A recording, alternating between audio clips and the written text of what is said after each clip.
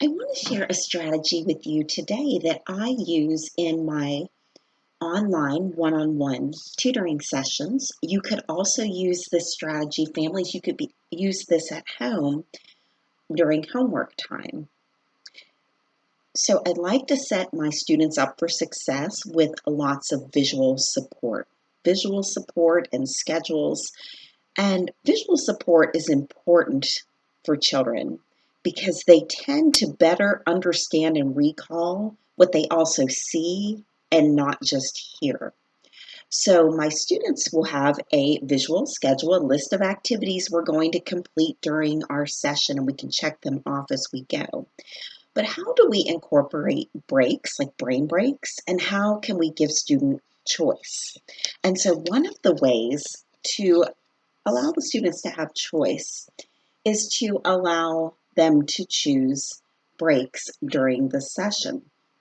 If we're having a very long session, if they were here for testing, here at my studio for testing, and it was going to be a 2 or 3 hour test, I might use the 3 breaks.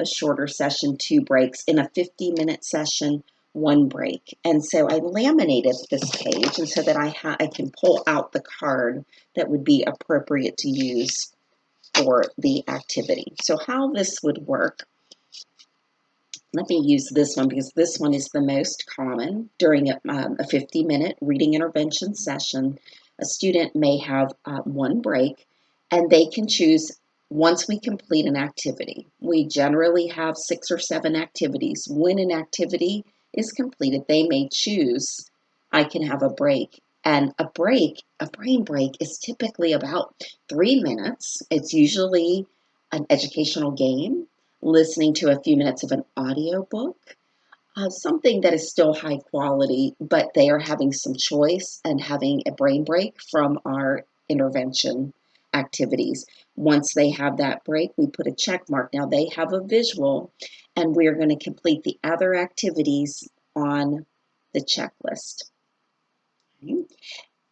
It's as simple as if you don't have the cards like this that can be found in the toolkit online course that I have for teachers and families, you can simply draw in the corner of the board if they're having 3 breaks, 3 boxes, and have their schedule listed here, their activities. So it can be as simple as just putting boxes on a whiteboard. Families, you could incorporate this at home if they have a lot of homework that night.